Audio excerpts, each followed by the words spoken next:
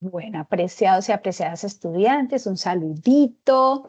Llegamos a la tercera y última webconferencia de nuestro curso. Esto significa que vamos volando, que ya vamos cerrando periodo académico.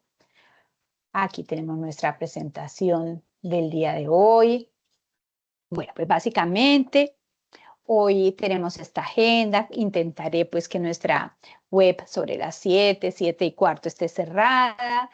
Este ratico, como siempre, de darles la bienvenida, de saludarles, de desearles pues que estén disfrutando esta experiencia de estudio, de formación, que no es fácil, que exige muchos esfuerzos, pero que bueno. Si hay tantas personas que han podido lograrlo y son excelentes profesionales, pues ustedes también lo lograrán. Nuestra agenda entonces está planteada en los puntos que ven ustedes en su pantalla. Al comienzo vamos a tener, como en este momento, digamos, recuerden que el curso nuestro está centrado en 3 preguntas, ¿no? Que es la pedagogía, que, bueno, eso ya debe estar súper requete claro, correspondió a la primera unidad del curso y obviamente sigue estando en todas las unidades. La segunda pregunta es cómo se ha ido configurando la pedagogía a lo largo de la historia. Esa pregunta pues también ya fue desarrollada. Ustedes hicieron un trabajo muy importante en la fase 3 en donde dieron cuenta de esos aprendizajes. Y en este momento nos encontramos en otra pregunta: ¿cuál es realmente la importancia de la pedagogía para el ejercicio docente? De ahí los temas de esta web. Por eso vamos a hacer, digamos, un primer ejercicio, una primera reflexión en torno al significado de lo que significa ser un maestro inspirador, que a mi juicio realmente es un pedagogo auténtico, o sea, un maestro capaz de inspirar y de estar inspirado con lo que hace, pues de verdad una persona que no solamente sabe de pedagogía, sino ha encarnado lo pedagógico en su hacer. O sea, tiene un gran saber pedagógico. Luego vamos a revisar unas ideas pedagógicas claves que sustentan la educación de la primera infancia, en el entendido, pues que ustedes están en un programa de pedagogía infantil que obviamente se centra en la atención a la primera infancia. Luego voy a hacer algunos aportes al desarrollo de la fase 4 y la fase 5, que aunque vamos a tener talleres prácticos, como siempre los tenemos en relación a cada una de las actividades, pues aquí lo vamos a hacer de una manera muy general y luego vamos a tener un tiempito para que entre todos pues conversemos y hagan ustedes pues sus preguntas en torno pues a lo que consideren. Esta imagen que nos ha acompañado durante todo el proceso, nuestro curso graficado, y a mí me parece muy inspirador, siempre la pongo por eso, porque ustedes pueden ser muy conscientes desde una imagen de cuál ha sido su proceso. Fíjense todo lo que ha pasado, revisaron su propio saber pedagógico, cómo estaban al inicio de este curso, entendieron qué es eso de la pedagogía, de cómo construye el maestro su saber pedagógico, han entendido en la fase 3 todo ese recorrido histórico, hicieron pues unos trabajos.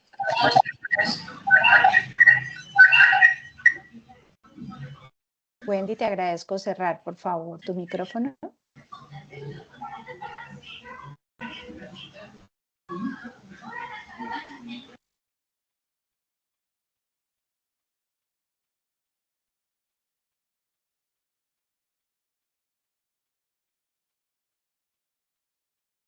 Es que Wendy ya cerró su micrófono.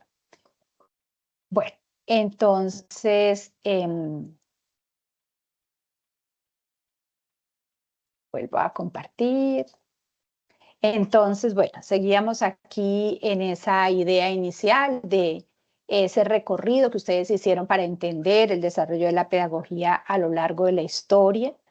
Ya fue calificada esta actividad, entonces, bueno, si tienen alguna inquietud al respecto, saben que pueden comunicarse con sus tutores para poder aclarar cualquier cosa que haya pasado allí. Acabo de salir. Chicas, ¿Me oyeron todas Paula, dos? te agradezco por favor cerrar ¿Cuánto? el micrófono porque así es absolutamente imposible desarrollar la web. Bueno, gracias. Y continuamos entonces la fase 4 y la fase 5, en donde van a pasar dos cosas. En primer lugar, vamos a entender eh, para qué, para qué la pedagogía en la formación de un licenciado, de un maestro. Y finalmente, pues ustedes van a demostrar todos los saberes que han construido en el desarrollo de la fase 5. Como les decía al comienzo, pensar en quién es un pedagogo, o sea, quién es de verdad un pedagogo auténtico, alguien que puede, así como uno puede decir, bueno, ¿quién es un agricultor? Pues un agricultor no es aquel que solamente sabe de plantas, sino es aquel que se va a sembrar una planta, le crece. ¿Quién es un piloto? No es el que tiene aviones, es aquel que sabe montarse en un avión, que sabe operarlo, que viaja de un lugar a otro. Bueno, lo mismo pasa aquí. ¿Quién es un pedagogo auténtico? O sea, aquel que sabe pedagogía, que aplica su saber pedagógico, que construye su saber pedagógico en el trabajo cotidiano, con los niños, con los otros maestros, con la comunidad. Pues yo creería que un pedagogo auténtico es un maestro que inspire. O sea, uno, si yo pudiera decir, cada uno de ustedes pudiera decir, a ver, ¿qué tanto me estoy formando como pedagogo? Tendría que decir, bueno, ¿qué tanto inspiro yo a los otros con lo que yo hago, con lo que yo les propongo hacer? Y por eso seleccioné esta imagen así tan, digamos, como tan numérica, porque estos matemáticos, estos físicos, toda esta gente que ha desarrollado la ciencia, pues no lo hubiera hecho si no tuviera una pasión muy alta, si no estuviera inspirado y motivado por el conocimiento. Y yo creo que ese es una, digamos, de los elementos importantes que nosotros debemos pues tener muy en cuenta, ¿no? ¿Cuál es nuestra inspiración? Para saber esto, hice una revisión rápida. A ver, si yo estoy hablando aquí que un pedagogo, porfis, el micro que está por ahí encendido, apaguémoslo. Bueno, si yo quiero saber, si yo estoy diciendo que un auténtico pedagogo es un maestro que inspira, pues lo primero que yo tengo que saber es qué es eso de inspirar. Entonces hice este ejercicio que ustedes ven aquí. Me fui a lo primero, al diccionario. ¿Qué dice el diccionario que es inspirar? Miren, el diccionario dice que inspirar es infundir, hacer, nacer en el ánimo. Entonces es tener el ánimo y poder infundir ese ánimo a otros. ¿Qué más es inspirar? Sugerir ideas. ¿Qué más es inspirar? Mover voluntades. Es ser un aliciente, ser un modelo. Inspirar también es sentirse motivado para el desarrollo de lo que yo quiero hacer. Entonces, fíjense que inspirar, el concepto de inspiración tiene como esos dos sentidos. Lo que produzco en el otro, pero también lo que produzco en mí mismo por, digamos, esa inspiración. Luego quise seguir investigando y me fui entonces a las investigaciones y dije, bueno, ¿qué nos inspira a ser maestros? ¿Qué es lo que realmente dicen las investigaciones que inspira a ustedes, a mí, que hemos decidido estudiar licenciaturas, que hemos decidido estudiar para ser maestros? Y miren esto que está aquí puesto, lo hemos, digamos, son saberes que se han construido desde la investigación y hay otro que lo, digamos, que lo deduzco de lo que ustedes han venido trabajando en el curso. Un Tedesco y Tenfi Fanfafi en el año 2016, que es el estudio más antiguo de los que revisé, dicen, miren, ¿por qué la gente decide ser maestro? Porque la gente siente que la docencia es algo así como una vocación, un apostolado. Entonces yo estudio porque es que yo quiero aportar, cambiar, mejorar, ayudar a crecer. Bueno, hay una especie así como de una actitud mesiánica, ¿no? Entonces yo creo que con lo que yo hago, otros pueden sentirse fortalecidos, mejorar, digamos, enriquecerse en esa experiencia. Otros dicen que otras inspiraciones, otras motivaciones de las personas para ser maestros es porque es un oficio aprendido. Entonces, por ejemplo, mi mamá es profesora, mi tío es profesor, una profesora que yo tuve a la que amé mucho me hizo ver que la docencia podría ser un oficio, una ocupación. Entonces, miren, en estos primeros estudios se decía que uno por eso se inspiraba a ser maestro, porque sentía como una vocación, como un llamado divino. Y dos, porque yo había aprendido este oficio, ¿sí? De otro, de observar, de ver que esto era chévere, que era interesante, que se podían hacer cosas. Muy bien.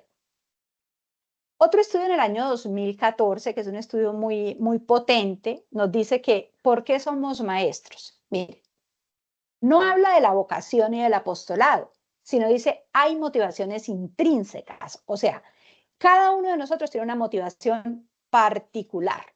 Entonces, maestro, por ejemplo, porque disfruto trabajando con los niños. Yo soy maestro porque yo soy mamá y entendí que yo quiero aprender muchas cosas para criar a mis hijos y si puedo aportar en la crianza de otros, pues perfecto. Yo soy maestro porque soy muy bueno hablando, porque soy muy bueno interactuando, porque me gusta el ambiente del aula, porque disfruté mucho mi colegio, porque no disfruté mi colegio y quiero que para los otros pues haya un ambiente distinto, una experiencia distinta. Entonces, digamos que esta investigación nos dice que cada uno de nosotros tiene unas motivaciones particulares para ser maestro. Allá, muy desde mi ser, siento que tengo habilidades, yo, pero hay otras motivaciones que son extrínsecas. Entonces, por ejemplo, llegué a ser maestro porque esto es una oportunidad. Estaban dando unas becas para estudiar, para ser maestro, y yo dije, me lo tengo que aprovechar. Vi, por ejemplo, que es que unos vecinos que son maestros viven muy cómodos, entonces dije, bueno, la docencia no me va a hacer millonario, pero me va a permitir muy bien. Me gusta me gusta lo que pasa en los entornos escolares, me gusta lo que veo allá en la escuela, eso es un ambiente que a mí me contagia de alegría, motivaciones extrínsecas, cosas que vienen de fuera y que a mí me agradan y me inspiran. Y hay otras motivaciones altruistas. Entonces yo siento que siendo maestro puedo transformar el mundo. Y todo esto no son cosas menores, apreciados estudiantes, porque el saber pedagógico, cuando yo construyo mi saber pedagógico, también tiene mucho que ver, digamos que mi punto de partida, mi abono, tiene que ver con la forma como yo entiendo esta profesión, esta decisión que tomé y también, digamos, las expectativas que yo puedo tener sobre ello.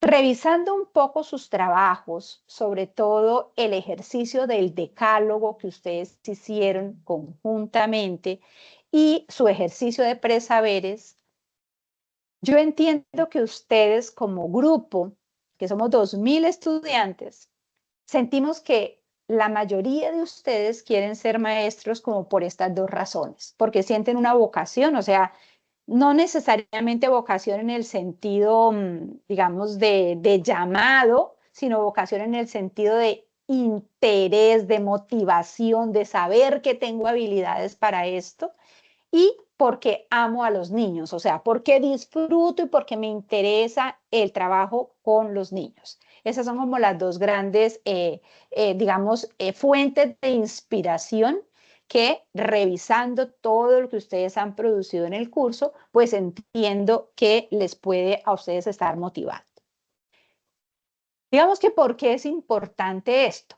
Esto es importante, como les decía, porque uno primero es persona y luego es maestro. Entonces es muy importante cómo me siento yo como sujeto, cuáles son las habilidades que yo identifico, cuáles son los saberes que yo voy construyendo, cómo me entiendo yo, cuál es mi lugar en el mundo, porque de eso dependerá cómo voy a ejercer como maestro, qué tipo de pedagogo voy a ser.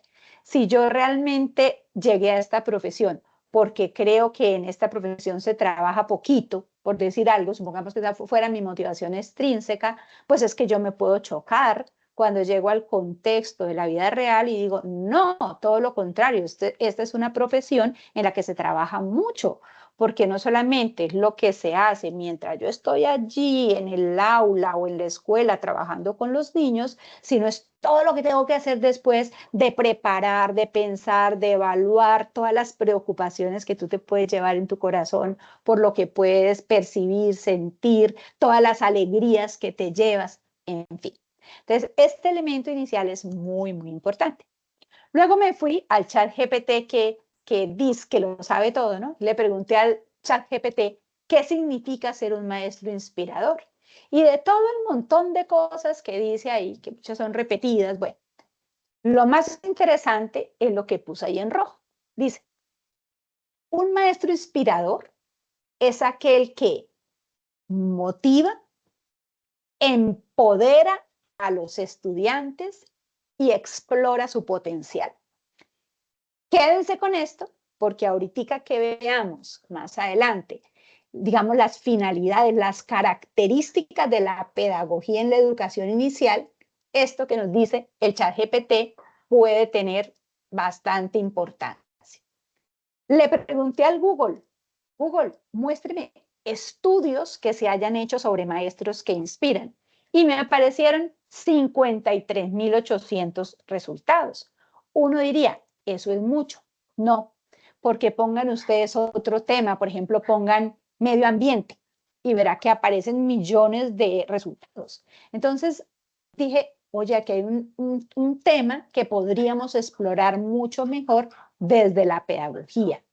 ¿Qué inspira? ¿Qué nos hace maestros? ¿Por qué decidimos ser maestros? ¿Cuáles son las características de un pedagogo auténtico que quiere inspirar y transformar a los otros con lo que hace?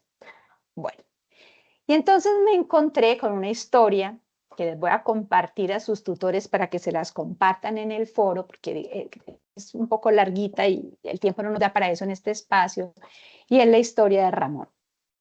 Ramón, se las voy a contar en síntesis, es ese niño que algunos profesores aprecian porque les parecen inquietos, capaces, y otros profesores que se preocupan, ¿no? Porque es el niño desordenado, es el niño que no hace las tareas, es el niño, bueno, que no, digamos, actúa como el niño perfecto que todos queremos encontrar en el aula. Pero resulta que Ramón tuvo la suerte de encontrarse con un maestro que rápidamente identificó cuáles eran los talentos y las habilidades de Ramón, y Ramón da la sorpresita. Ramón, gracias a esa habilidad que tuvo el maestro y a ese, digamos, a ese nombre que todos le decían del que no hace nada, el vago, el perezoso, le quitó ese caso que estaba cargando el pobre para que se convirtiera en un niño que inspira a otros niños. Les compartiré la historia para que ustedes la lean. Y esa historia de Ramón me hizo acordar de este texto, de esa frasecita que ustedes ven en su pantalla de una profesora investigadora que dice que los niños realmente no quieren tener profesores. O sea, a un niño no le interesa tener alguien que le viva enseñando todo, alguien que profese, alguien que dicte para que ellos copien, alguien que sabe mucho y ellos están ahí como sujetos pasivos esperando que les digan cosas. Lo que los niños quieren realmente son maestros que les den ejemplo, que les inspiren, que les emocionen y que transformen con pasión todo lo que va pasando por su lado. Piénsenlo, a ver qué tan cerca o qué tan lejos estamos de estas concepciones y sobre todo de hacerlas vida en cada uno de nosotros. ¿Qué caracteriza entonces a un maestro inspirador? Ya si cogemos toda esta información y nos vamos así como en este gráfico que quise hacerles aquí a modo de resumen. Miren, un maestro inspirador, y tomen esto como una lista de chequeo, vayan ustedes autoevaluándose.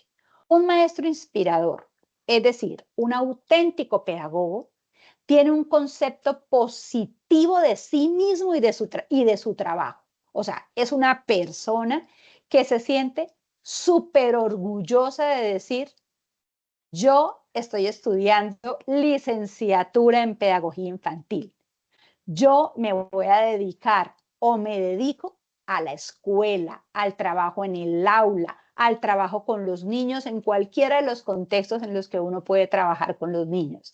Me interesan las infancias, trabajo con y para las infancias y me siento igual de orgulloso así dijera, yo soy astronauta. O sea, mejor dicho, yo, si no lo decidí, si no tuve, digamos, si no llegué a la docencia porque fue mi decisión inicial, ya una vez estoy aquí, estoy tan enamorado de esto que estoy dispuesta a formarme lo mejor porque considero que esta profesión es muy importante y que el trabajo que voy a hacer me hace sentir orgulloso. ¿Quién más es un maestro inspirador?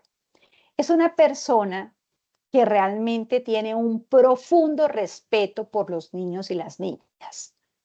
¿Qué significa esto? O sea, no es solamente una persona que reconoce que hay un niño, que hay una niña, sino que reconoce que ese niño y esa niña que puede medir 50 centímetros, 60 centímetros, es todo un sujeto con unas potencialidades enormes, que a su vez puede tener unas debilidades, que necesita ser acompañado, que necesita ser cuidado, que necesita ser querido, que necesita ser potenciado. Y lo respeto tanto que entiendo que no tiene que ser igual al otro. Y lo respeto tanto que, aunque sea, digamos, ese niño, ese Ramón, que en apariencia es desordenado, que en apariencia es descuidado, que siempre se le queda el cuaderno, que siempre, yo que sé que siempre está peleando, lo respeto tanto que entiendo que necesita un apoyo especial, que indago qué puede estar pasando y nunca en la vida lo voy a dejar a un lado porque no se adapta, digamos, a esos parámetros que yo puedo estar esperando. Cuando yo respeto a alguien, lo reconozco, lo valoro, lo acepto tal cual es y obviamente, como somos maestros, vamos a poner todos los dispositivos, todas las condiciones para que esa persona logre potenciarse y construir su mejor versión. Un maestro inspirador es un estudioso permanente, mis queridos estudiantes, porque no hay nada más difícil, y se los digo porque soy una maestra que lleva muchos años trabajando en esta profesión. No hay nada más difícil que mantenerse actualizado, que responder a las dinámicas cambiantes de la educación. Miren, cuando yo fui normalista, que era una maestra, yo estudié en la normal. Cuando fui a estudiar a la normal antes de mi licenciatura, lo más importante que a mí me enseñaban era manejar el tablero. Esa era la mayor competencia que yo tenía que tener.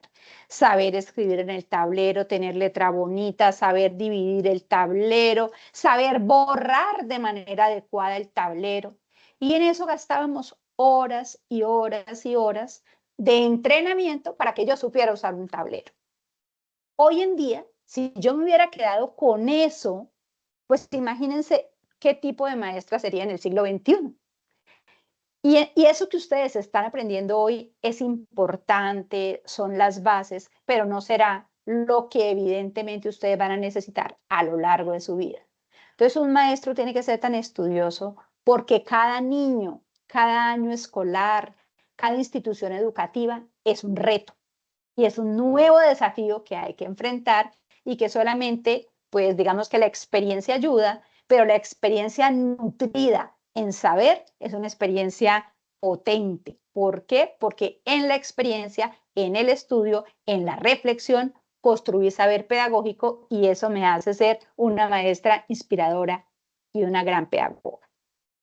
Un maestro inspirador teje redes, o sea, entiende, sobre todo un maestro inspirador de la primera infancia, entiende que él es uno de todos los agentes educativos que están alrededor del niño. Entonces sabe trabajar con la familia, con la comunidad, con el enfermero, bueno, con toda la red de agentes educativos que está alrededor de un niño.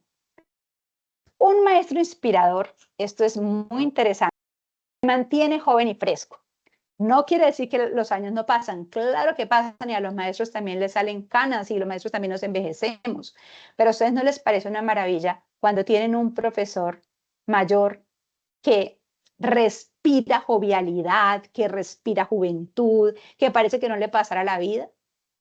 Qué triste cuando llega un maestro al aula de 20 años que parece que ya le hubieran pasado por encima todas las aplanadoras de este mundo y en lugar de contagiar de alegría, de entusiasmo, de esperanza, de emoción, digamos que lo que transpira es otro tipo de sentimientos y de emociones por la vida.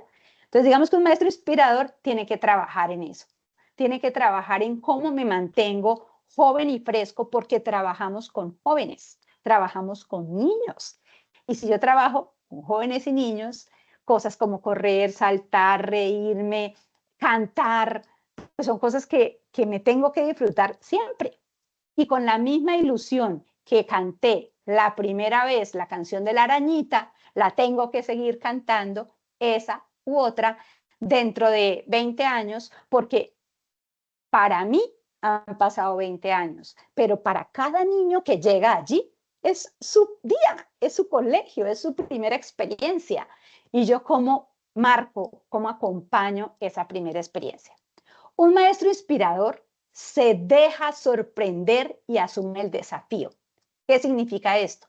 Un maestro inspirador no vive cansado de digamos, el ejercicio pedagógico puede ser un ejercicio, digamos, rutinario, en la medida en que todos los días vas a la institución, hay clases, hay izada de bandera, cada año se celebra el Día del Maestro, el Día del Niño, el Día del Árbol, cada año pasa lo mismo.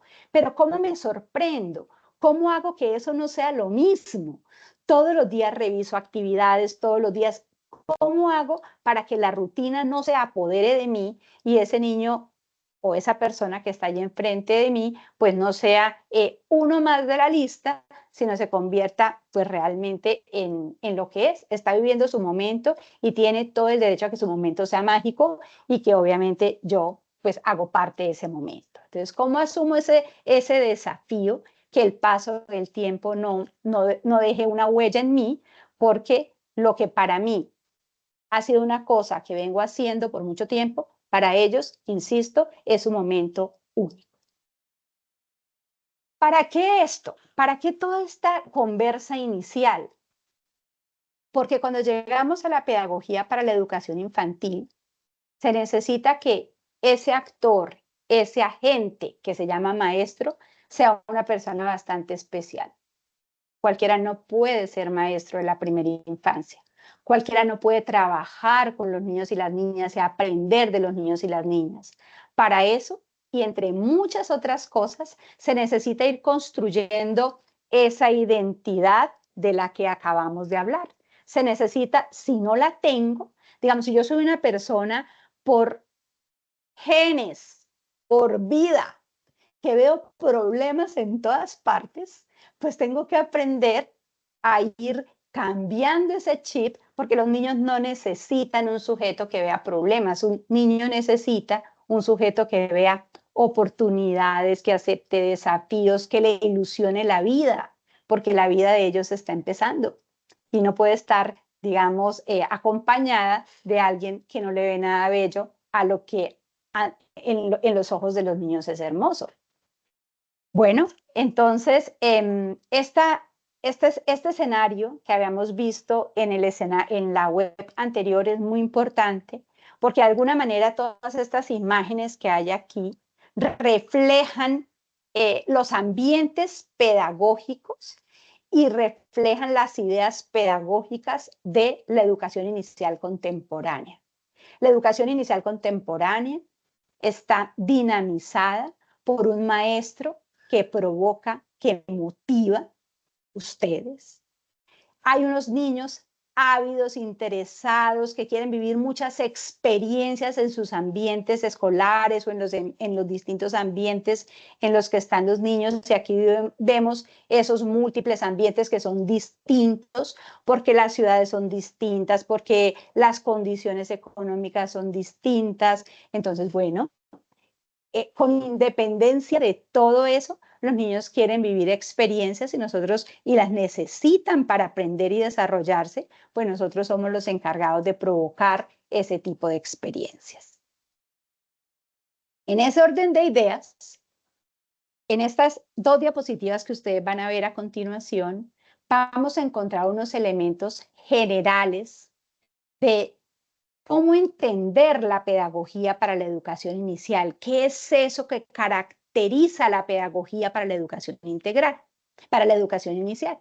Entonces, un primer elemento va en torno a la finalidad última, o sea, ¿qué pretende realmente la educación inicial como nivel de formación? Pretende el desarrollo integral de los niños, pretende que los niños construyan unos aprendizajes desde las formas particulares que tiene el niño de conocer, de interpretar y de relacionarse con el mundo, que es lo que se llaman las actividades rectoras.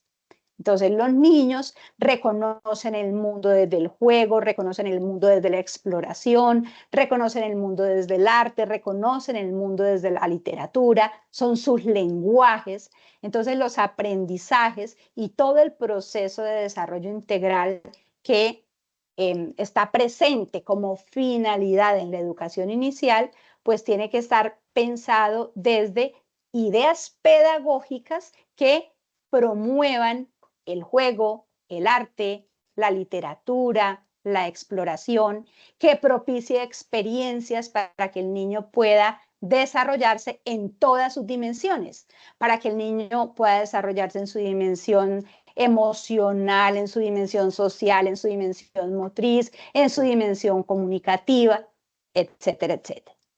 Con esto estoy diciendo que la pedagogía en la educación inicial está pensada para que los niños se potencien, no para que los niños, y es un poco lo que estamos haciendo hoy en día, aprendan a leer y a escribir.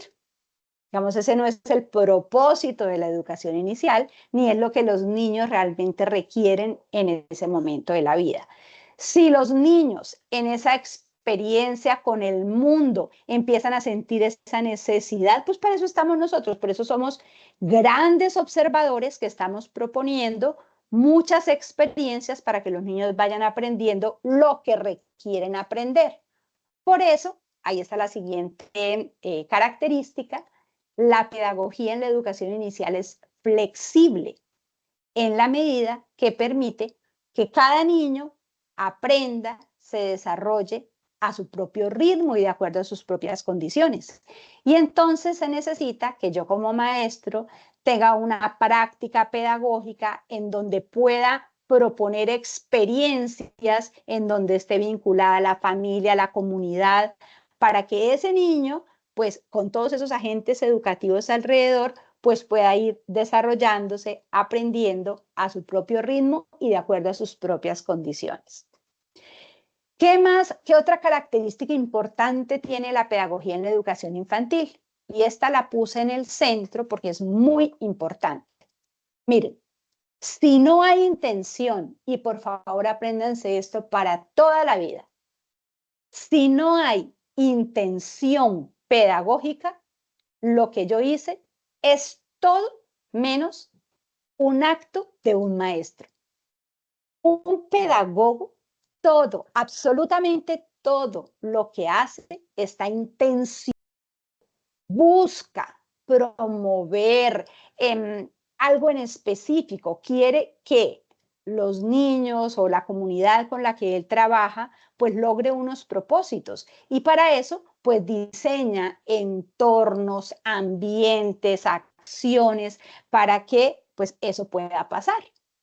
Entonces, no es que a veces esa intención puede ser muy explícita. Cuando yo soy un maestro, digamos, muy experimentado, casi que todo lo que hago está intencionado, porque ya sé que es ese es mi trabajo.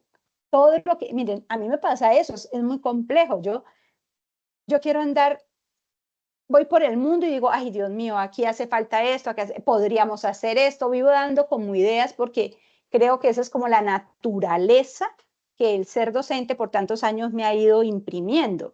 Y espero, sin que yo me quiera poner aquí de ejemplo, solamente para, digamos, para ejemplificar y que podamos entender mejor esta idea.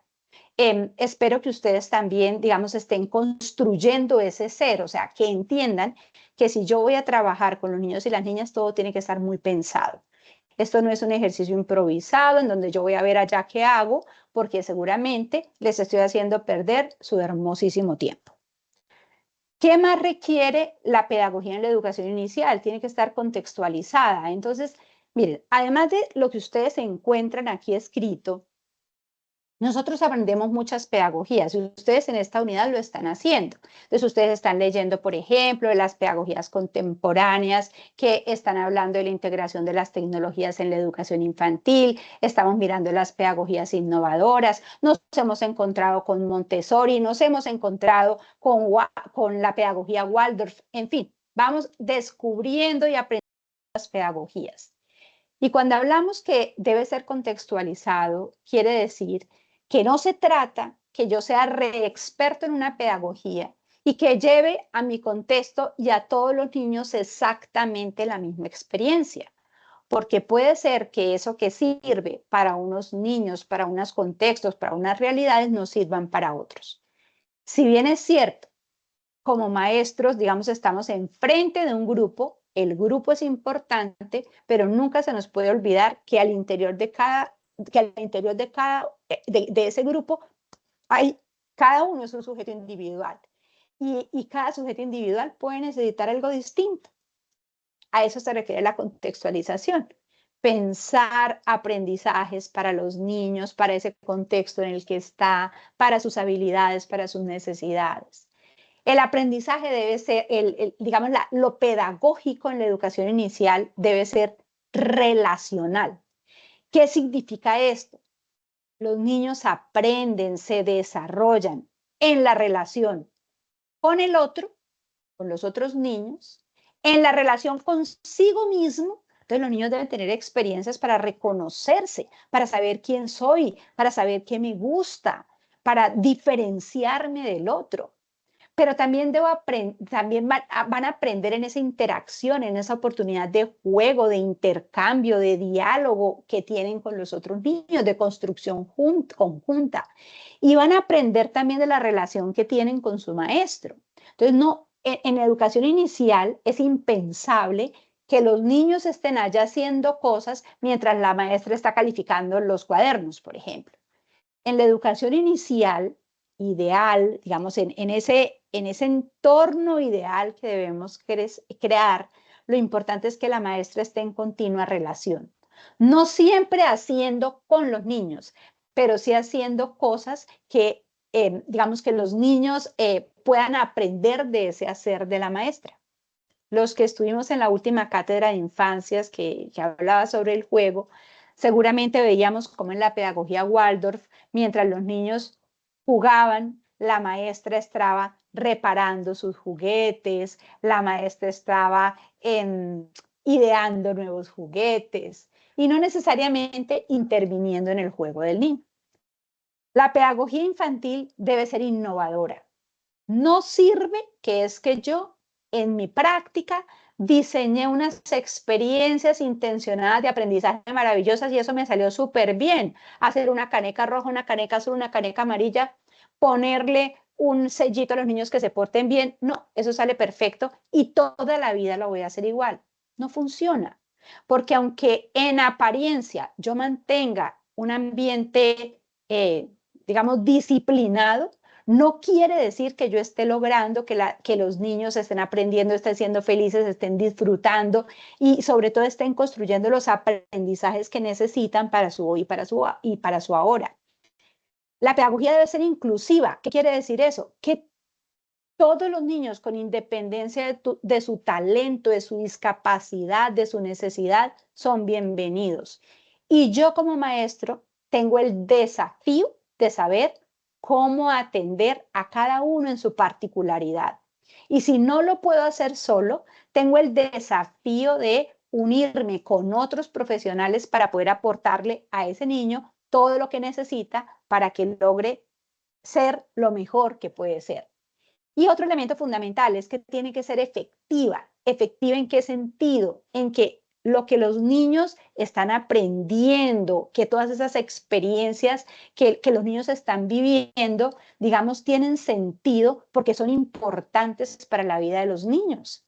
A veces la maestra, el maestro se gasta horas hablándole a los niños de los cohetes cuando a los niños lo que les interesaba era, yo qué sé, la cucaracha. Entender por qué salen cucarachas de la casa, yo qué sé, cosas de ese estilo. Entonces, la educación y la pedagogía en últimas, digamos, es intencionada y logra altos niveles de efectividad cuando lo que pasa al interior de los espacios escolares o de los espacios de interacción con los niños es significativo y tiene, digamos, importancia para su vida. ¿Qué es lo out y qué es lo in de la pedagogía infantil contemporánea? Out. En la educación infantil contemporánea, mire, no hay nada más pasa de moda que decir, me voy a clase. No hay clases.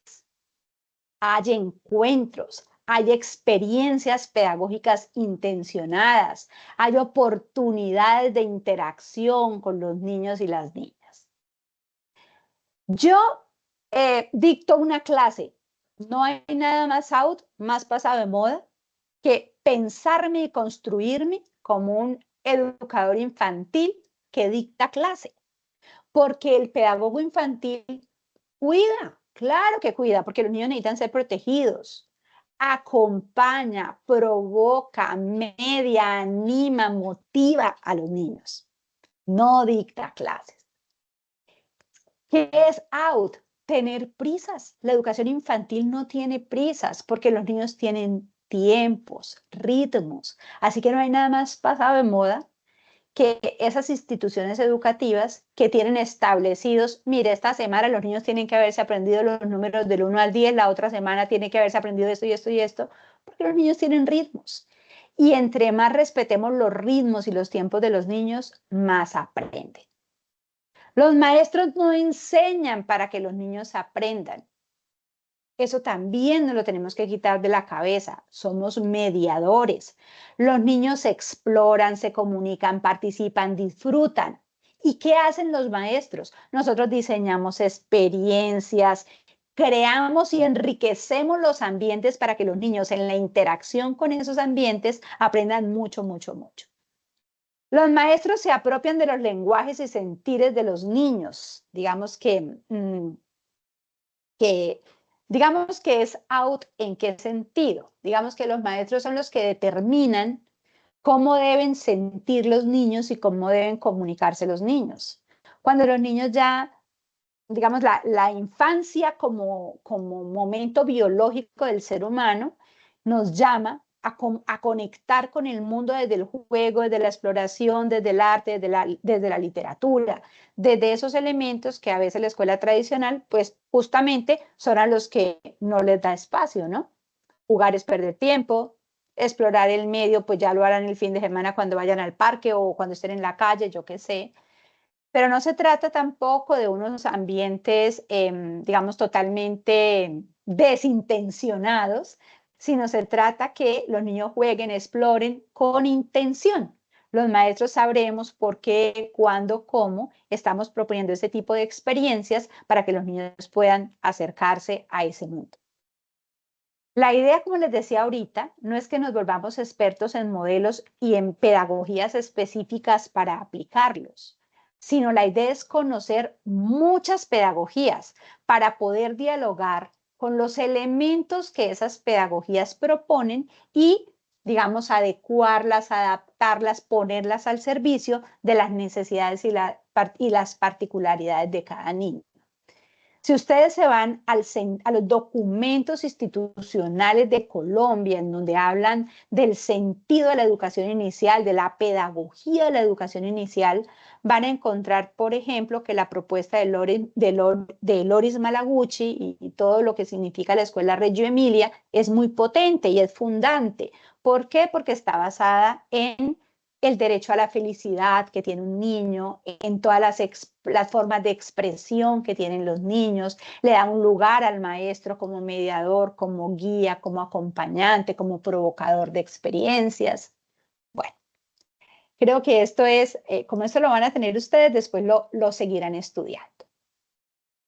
Miren, yo con esto termino este ejercicio, digamos, inicial, que como siempre busca provocarles para que ustedes se vayan al desarrollo de sus actividades, digamos, con una línea, porque ustedes están leyendo cosas y a veces es importante cuando uno está leyendo, pues buscar lo que necesita, porque se puede perder en los textos y no encontrar realmente cuál es el sentido de lo que se está buscando en cada momento de aprendizaje del curso.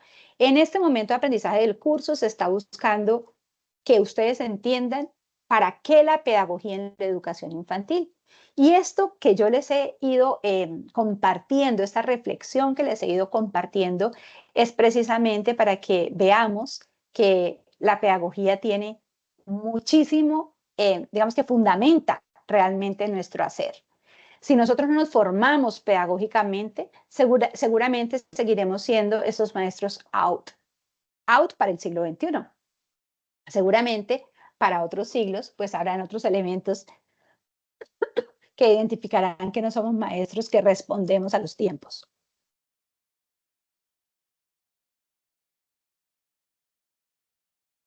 El exceso de emoción me puso en situación compleja. Bueno, si quieren, mientras mi garganta se recupera un poquito, quisiera que 2 o 3 personas de ustedes hicieran como una reflexión de esto que ha pasado, cómo lo interpretan, cómo lo sienten, qué críticas tienen, cómo lo pueden enriquecer. Así que, ¿quién quiere participar? Tome la palabra. Si quieren, levanten la manita. Direct, adelante.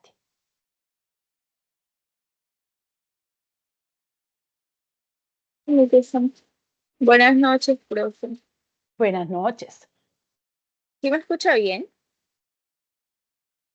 Sí, señora, te Bueno, escuchamos muy bien. me parece súper genial. Yo entré un poquitico tarde, pero me parece súper genial aprender mucho sobre nosotros como maestros y cómo debemos implementar nuestros conocimientos con los niños, porque muchas veces, o por lo menos muchas personas fueras de nuestro entorno como futuros maestros, piensan, no, yo mando al niño porque la señora es la que le tiene que enseñar. O el niño va al colegio porque el profe es el que le tiene que enseñar. Y en la casa muchas veces no les enseñan nada porque todo el trabajo se lo dejan a nosotros. Porque creen que nosotros como estudiamos eso somos los que sabemos todo, sabiendo que también somos seres humanos y nos podemos equivocar. Y también para que nosotros como futuros docentes vayamos aprendiendo de los nuevos modelos de aprendizaje que hay, de los nuevos diseños de aprendizaje que pueden venir, de las nuevas situaciones que se pueden presentar. Y el ejemplo que usted ponía como que cuando estaba en normalista le enseñaba mucho como que a escribir en el tablero a la perfección, pero mire que hoy en día todo eso ha cambiado. Quizás en aquel momento sí, lo más en su apogeo estaba el tablero, pero quizás ahora yo al niño le puedo llevar un video bin donde le puedo mostrar un video y no tengo la necesidad de escribir y no tengo la necesidad de tener esa letra perfecta. También darnos cuenta que nosotros como maestros también tenemos que ponernos en un papel de ellos. Cuando yo hice un técnico en atención a primera infancia, a mí un docente siempre nos decía cada vez que entraba a la clase, lo primero que decía era, buenos días, los docentes somos payasos. Y no payasos porque nos vean la cara de que, ay, no, que cualquiera puede, no, payasos porque nosotros debemos meternos en un papel como niños, porque cuando nosotros llegamos a esto, a la educación infantil, nuestra mente vuelve a aquellos tiempos y uno dice, ay, yo cuando estaba chiquita yo también hacía eso. O por lo menos las que tenemos la oportunidad de trabajar ya en un lugar donde podemos ver niños y enseñarles y transmitirles nuestros conocimientos, uno no queda como que, ay, yo también diría esto, o cuando yo era niña era esto, pero también nos damos cuenta que no es lo mismo de cuando el niño que yo era a los niños de hoy en día, porque son sumamente diferentes porque la tecnología va avanzando, las cosas van avanzando, no que un niño antes nacía y un niño no nacía tan avispado, las estimulaciones hoy en día también son muy buenas. Lo que es estimular cómo estimulamos también a los niños desde la barriga, porque antes no, que un niño no tenían que esperar hasta el año si era posible para que el niño dijera algo, para que el niño caminara. Hoy en día no. Hoy en día si una mujer embarazada tiene una buena estimulación, el niño puede salir, vea, bien estimulado, puede avispado, como dicen por ahí. Pero es también que nos demos cuenta cómo ha avanzado todo esto, cómo la docencia no se ha quedado en lo que era antes, en aquellas edades donde el maestro llegaba y tenía que tener una cara de guapo para que los niños le pudieran hacer caso. Tenía que gritar para que los niños hicieran caso. Tenía que dar reglas para que los niños hicieran caso. Ya hoy en día eso no se puede. O ya hoy en día eso a los niños no les gusta porque nosotros debemos brindarle a nuestros niños una educación eficaz, eficiente y donde ellos se sientan cómodos. Y también con un ambiente cómodo, porque no, ¿cómo vamos a darle clase a un niño en un salón que no esté bien ambientado también? Una ambientación de aula también tiene que ver mucho con eso. ¿Por qué? Porque, como decía usted, todos los niños no aprenden de maneras iguales, todos los niños aprenden de manera diferente. Un niño puede aprender visualmente o auditivamente o lúdicamente y es aceptable porque todos no son iguales. Entonces ahí es donde nosotros nos vamos dando cuenta que todo va cambiando y todo a pesar de que pasa el tiempo, va aún mejorando y que no va decayendo. Porque hoy en día pueden decir, ay, no, que es que esa profesora, que antes nos ponían mano dura. No, al niño hay que darle tiempo, como decía usted. Al niño hay que darle tiempo porque vamos a apresurar a un niño si él tiene que quemar su etapa. Él es un niño, no es un adulto que uno le pueda exigir como que no, mira, ya tú estás grande y tú sabes qué es esto, pero ellos son niños y ellos deben aprender a su tiempo y a su manera. Gracias. Muchas gracias, Daire. Yuran.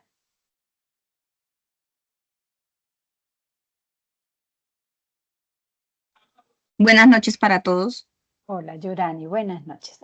Bueno, me gustó mucho la parte, profe, donde usted nos hablaba de que debemos ser motivadores, maestros motivadores. Pues estoy muy de acuerdo en eso porque pues un maestro debe ser aquel que, primero que todo, le apasione lo que haga, que le guste enseñar, que le guste motivar más que todo, porque no nos podemos quedar solamente en ir a transmitir un saber.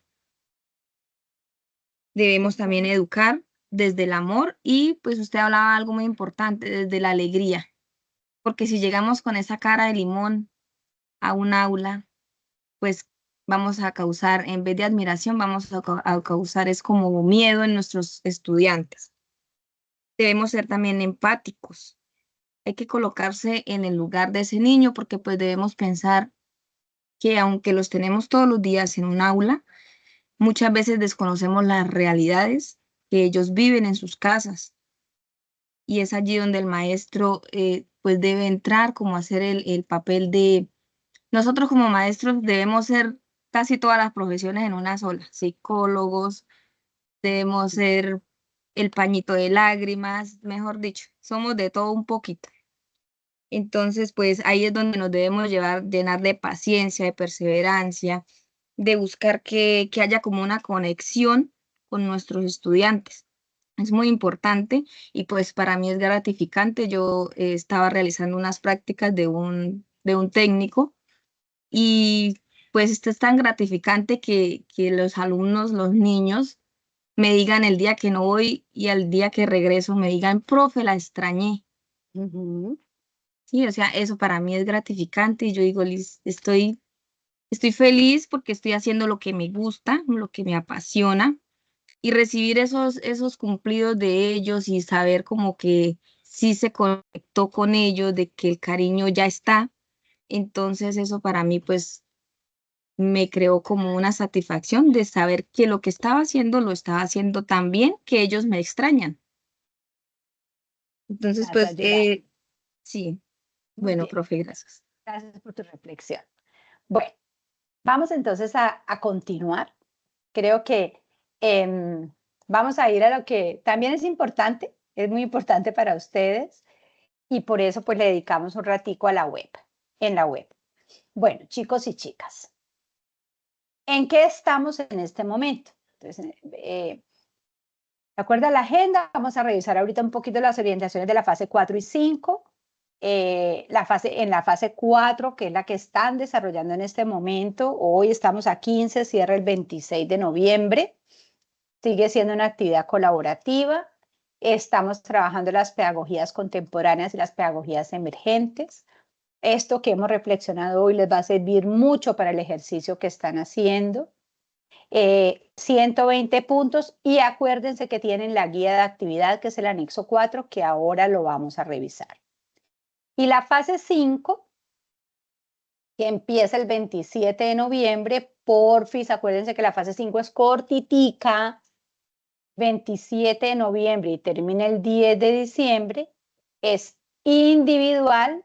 Recuerden que es la evaluación final del curso, 125 puntos, y tienen la guía de actividades, el anexo 5. Voy a compartir con ustedes entonces el anexo 4, que es el documento en el que vamos a desarrollar o en el que estamos desarrollando la fase 4. Miren, esto ya debería estar dominado por ustedes porque quisimos hacer como la misma secuencia, como todo es intencionado, quisimos hacer la misma secuencia de trabajo para que digamos, para que fuera sencillo el ejercicio. Pero pues en ocasiones algunos grupos han tenido tensiones en esto. Entonces recuerden, van a descargar su guía de actividades para entender la actividad, obviamente, y el documento de trabajo de la fase 4, que como siempre tiene una portada en la que solamente van a poner a los participantes reales de la actividad. Y luego viene el mismo ejercicio que hemos venido haciendo. Recuerden que ustedes están aplicando todo su saber para mejorar la vida en el colegio, en el jardín infantil, grandes exploradores. Entonces, ¿qué están haciendo en este momento? Todos ustedes, cada uno de manera independiente, lee la situación problemática que se está presentando para este caso concreto y responde a estas tres preguntas. ¿Cuál es el problema? ¿Por qué es importante resolver ese problema? ¿Y cuál crees que sea la causa principal que origina el problema? Ya. Esto lo hace cada uno de manera independiente. Lo pone allá en el foro. Y para la entrega del trabajo, pues van a poner aquí en este documento de entrega las respuestas de todos. Acuérdense, si participaron dos, pues aquí van a aparecer el trabajo de Yurani y el trabajo de Claudia. Si participaron tres, pues va a aparecer el de Yurani, el de Claudia y el de Oscar. ¿Listo? ¿Qué está pasando? Algunos de ustedes no están haciendo este ejercicio y están perdiendo puntos importantísimos porque no hay evidencia del trabajo independiente. Entonces, aquí consolidan, ponen aquí, consolidan el trabajo independiente que hizo cada uno. Copiar y pegar, es así de sencillo. Yurani hizo esto, lo pegan y ahí aparece el trabajo de todos. Listo. Segundo paso, de manera independiente, cada uno de ustedes debe leer la bibliografía de la unidad 3, que está allí en el entorno de aprendizaje, encuentran los textos que deben leer. Y con esos textos, cada uno de ustedes haciendo la debida citación. Esa es otra cosa que, Dios mío, no entiendo si es lo que más hemos reforzado. Ustedes no están atendiendo y pierden puntos preciosísimos. ¿Qué significa esto? Aquí los estamos obligando, así de sencillo, en español, los estamos obligando a que lean, porque, como les explicamos desde el comienzo, no existe pedagogo que no le guste estudiar. Pues tengo que ser estudioso, tengo que leer, no es desde la opinión. Y como soy académico, además de ser estudioso, soy un maestro que transforma, soy un académico, pues sé citar. ¿Y qué me están preguntando aquí? Cada uno de ustedes lee la bibliografía y responde a estas 3 preguntas. ¿Qué estrategias se pueden implementar para favorecer una educación integral de los niños a partir de los planteamientos de las pedagogías contemporáneas y emergentes? Ustedes leyeron allá los textos, entonces van a decir, miren, de acuerdo con este texto, estas son las estrategias, y esto lo tomo en la página 4. De acuerdo con este texto, estas son las estrategias, eso lo cojo en la página 8. Y así cada una de las preguntas. Para la entrega del trabajo, lo mismo. Esto lo hizo Yurani, aquí pego lo que hizo Yurani, esto lo hizo Claudia, esto lo hizo Oscar. ¿Listo? Ahí se acaba el trabajo independiente que estamos consolidando en este documento. Y viene el último momento, que es un momento muy bonito a mi juicio. Entonces, ¿qué vamos a hacer nosotros? Recuerden que en pedagogía todo es intencionado y fundamentado. Cuando yo hago algo, sé por qué lo estoy haciendo, pero lo estoy haciendo porque es que yo estudio pedagogía, es que además lo aplico y además entiendo desde allí, pues, cómo esto mejora, si esto sirve, si esto no sirve, lo resignifico, reflexiono, lo cambio. Bueno, entonces, ¿ustedes qué van a hacer? Van a revisar este sitio. Esto es un recurso educativo digital que creamos 2 profesoras para este curso. Ustedes lo van a revisar. Ese recurso educativo digital es un recurso que está pensado desde entender cómo se entiende a los niños hoy. Ahora las compañeras que reflexionaban nos decían, es que no es lo mismo ser niño hace 20 años, 30 años, a ser niño hoy. No, los niños hoy son reconocidos, los reconocemos como ciudadanos, como sujetos de derecho, como personas que pueden participar, como personas expertas en su propia vida, que saben muchas cosas, que no vienen a la escuela a ser receptores, a que la maestra me transmita sus conocimientos, sino viene a la escuela a compartir sus saberes, a construir otros saberes, otros aprendizajes. Entonces, ustedes van a revisar muy bien ese instrumento, ese recurso educativo. Y van a hacer un video colaborativo. Aquí, obviamente, el video colaborativo, pues si están los 5, si no 4, 3, los que participen. Y en ese video van a responder a unas preguntas, obviamente apoyados en la lectura de las referencias bibliográficas que ustedes hicieron. Aquí decimos que hagan un video de una duración máxima de 3 minutos. Bueno, pueden pasarse un poquito, pues no vamos a estar midiendo el tiempo, pues y calificar. Un poquito, no van a hacer un video de 10 minutos porque nos va a quedar complejo pues esa revisión. Cuando uno sabe mucho, puede decir las cosas puntuales. Ya, no necesito hablar largo para decir lo que debo decir. Revisando ese documento, yo voy a responder a estas preguntas. ¿Qué finalidad tiene ese recurso? ¿Cuál o cuáles pedagogías contemporáneas emergentes fundamentan su diseño? Y aquí voy a hacer una trampa. Y la trampa es la siguiente. Les voy a decir la respuesta. Todas las pedagogías que ustedes están leyendo en este momento en la bibliografía fundamentan ese recurso. ¿Por qué lo sé? Pues porque yo lo hice. Entonces ustedes lo que deben explicar es cómo esas pedagogías o qué de esas pedagogías son las que fundamentan ese recurso. Por ejemplo, ustedes están leyendo por allá las pedagogías emergentes. En las pedagogías emergentes se habla del uso de las tecnologías en la educación infantil, cha, cha, cha, cha. Bueno, muy bien. Ese recurso, ¿cómo está fundamentado en esa pedagogía? Pues miren, el solo hecho de pensar que ese recurso está hecho en un ambiente virtual, está hecho en la red, pero si yo sé más de esa pedagogía, pues yo voy a poder seguir diciendo cosas que fundamentan desde esa pedagogía el diseño de ese recurso.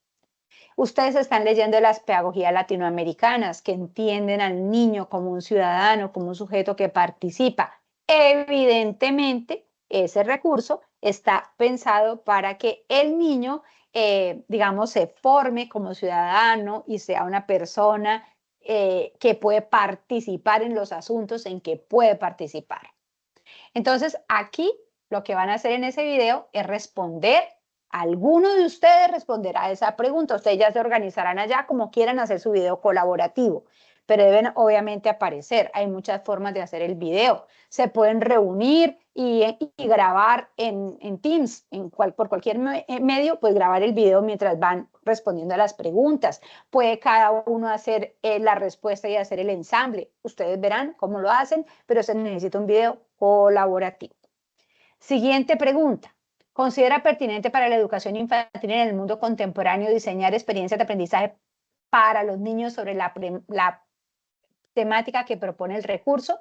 Ustedes dirán sí o no y lo justificarán con la bibliografía obligatoria de la unidad 3. ¿Considera pertinente para la educación infantil en el mundo contemporáneo diseñar experiencias en el mundo digital? Ustedes dirán sí o no y lo justificarán en la bibliografía. ¿Considera que este tipo de recursos podrían aportar a la solución de la situación problemática del jardín grandes exploradores? Entonces ustedes van a responder si ese tipo de recursos que se diseñó allá, que están revisando, podría servir para responder a esta situación problemática que les hemos planteado en este ejercicio. Y finalmente, seleccione una propuesta didáctica del recurso. Ese recurso que ustedes van a revisar tiene muchas propuestas didácticas y exprese su valor pedagógico, es decir, por qué considera que es una auténtica experiencia pedagógica. Entonces, ustedes van a revisar allá en todos esos recursos que hay y van a decir, miren, me parece súper interesante este juego que le están proponiendo a los niños aquí y aquí por estas y por estas y por estas razones. Obviamente, todo justificado en la bibliografía. Esa es toda la actividad y no deben responder las preguntas. Esas preguntas no se responden con letras, sino estas preguntas se responden en el video. Ya, es así de sencillo. Esa es toda la actividad 4. Y les voy a explicar la actividad 5. Ya les voy a dar tiempo para que hagan las preguntas que consideren. Les voy a explicar la actividad 5 porque esa sí que es mega sencillísima. La actividad 5, que es la última fase del curso, lo primero que vamos a hacer es que ustedes van, digamos, a hacer su autoevaluación. Entonces, lo primero que esto les dice es mis aprendizajes, autoevaluación. Y les dice, de acuerdo con lo aprendido en el curso, redacte 3 ideas que se llevan como inspiración para su ejercicio profesional. Entonces, cada uno de ustedes va a redactar 3 ideitas que le dejó este curso, que ustedes digan, miren, eso fue lo que yo aprendí, ya, las redactan y las ponen ahí, 3 ideitas. Mis aportes para el mejoramiento del curso, qué fue lo que más me gustó de este curso y qué le cambiaría a este curso. Con toda tranquilidad, esto no es calificable. Al que diga uy, qué curso tan horrible, no va a pasar nada, lo puede decir. ¿Qué vamos a calificar? Que hayan respondido a esta pregunta. Es muy importante que ustedes esto lo hagan bien, porque si no, nunca vamos a poder mejorar. Y finalmente, en cada unidad, ustedes han encontrado un OVA. Esa OVA, cada OVA tiene 2 actividades internas. Entonces, la OVA 1, y que es la pedagogía, tiene 2 actividades. Ustedes van a hacer esas actividades y ponen aquí la evidencia de las actividades. Uno, las actividades las hace en la OVA, pero lo que hace ahí no queda grabado. Tienen que sacar el pantallazo y poner aquí la evidencia de esa actividad que yo hice. Y hacer lo que allá me digan que haga. Son ejercicios muy sencillos, pero los debo hacer y debo poner aquí la evidencia. OVA de la unidad 1, hay actividad de aprendizaje 1, aquí pondré la evidencia de mi actividad. Actividad 2, aquí pondré la evidencia de mi actividad. Luego sigue la OVA 2, haré exactamente lo mismo. Y la actividad 2 de la OVA 2. OVA 3, hago lo mismo y terminé. Aprobé epistemología e historia de la pedagogía. Bueno, preguntas puntualitas. Tiene la palabra Judy y luego tiene la palabra Delcy. Jesús. Hola, ¿me escuchan? Sí, señora. Muy Buenas bien. noches, profe, gracias. Sí, mi pregunta es relacionada con el último punto del video. Para responder las preguntas, cuando la profe dice, pues que de acuerdo a la bibliografía de la unidad 3, ahí también tenemos que, entre comillas, como citar o decir, según el texto tal, tal, tal, el Exacto. autor Esa indica puede tal, ser tal, una tal. manera, claro, esa puede ser una manera. O por ejemplo, si ustedes están haciendo alusión a la pedagogía específica, queda claro que ustedes han leído. Por ejemplo, las pedagogías contemporáneas proponen tales y tales cosas. ¿Sí? Si yo explico eso, pues es evidente que yo leí ese texto, porque nosotros conocemos los textos. O puedo decir, por ejemplo, leyendo el texto de Munévar y Morales, respondo de esta manera a la pregunta. ¿Listo? Ustedes tienen en todo el ejercicio tienen que evidenciar que ustedes de verdad han aprendido cosas porque han estudiado, porque han leído. ¿Listo? Listo, profe, gracias. A ti, Judy. Delcy. Hola, profe. ¿Cómo Buenas está? Delcy. noches. Profe, Profe, yo tengo una pregunta sobre la tarea 5. Estamos levantando la mano y en este momento tienen la mano levantada Delcy y luego sigue quien aparece como Edward y ya, a medida que tengan la mano arriba vamos a tomar la palabra. Delcy, estás hablando. buenas noches. Profe, una preguntita. Lo que pasa es que en cuanto a las preguntas del video, cada integrante responde una, ¿cierto? No tengo ni idea cómo lo van a hacer. Por eso, Pero se puede miren, así, claro, pero este es un ejercicio o de como un foro, libertad. Exactamente, por o eso un les debate. decía ejemplos. Ustedes se pueden reunir y reuniéndose pueden responder. Obviamente, aquí es importante que todos participen, porque obviamente aquí les estamos pidiendo que aparezca la carita y la voz de cada uno.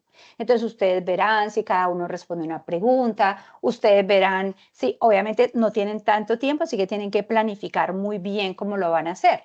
Pero es tan válido que cada uno responda una pregunta, como tan válido que, digamos, que se reúnan y todos den algunas ideas básicas sobre las preguntas, manejando muy bien el tiempo. ¿Listo? Listo, profe, gracias. Sean creativos y verán que eso sale hermoso. ¿Quién está con Edward? ¿Tú levantaste la mano? Mabel. ¿Me escuchan? Edward, adelante. Sí, señor, te escuchamos.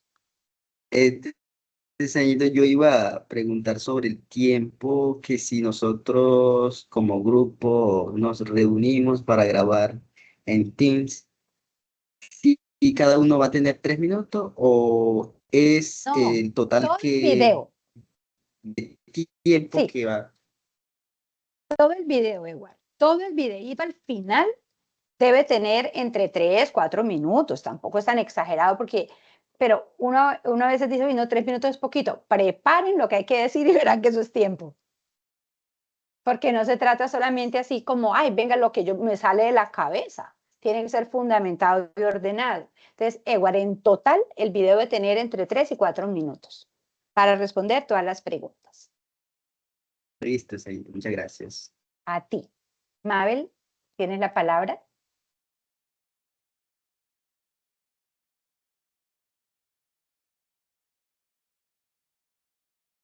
¿Listo? Bueno, yo creo que Mabel ya le quedó claro. Bueno, mis queridos y queridas estudiantes, un abrazo muy grande. Gracias por haber estado aquí. Nos vemos a ver, ya te doy la palabra, María. Nos vemos el lunes, creo. Sí, el lunes. Ya les voy a mandar la invitación. Nos vemos el lunes para quienes tengan preguntas exclusivamente sobre la actividad, sobre la fase 4. Los espero el lunes a las 11 de la mañana, como siempre, para el que quiera, súper bienvenido. Y luego les va a llegar una invitación para el último CIPAS, que va a ser muy bonito. Quienes estuvieron en el CIPAS anterior, recuerden que hablamos de cómo los niños, cómo podemos aprender de los niños. Ya estamos organizando el tema y vamos a compartir con estudiantes que están un poquito más avanzadas que ustedes, que han hecho trabajos para aprender a escuchar a los niños, así que van a tener una experiencia muy chévere. ¿Listo? Bueno, tiene la palabra entonces Inés y María.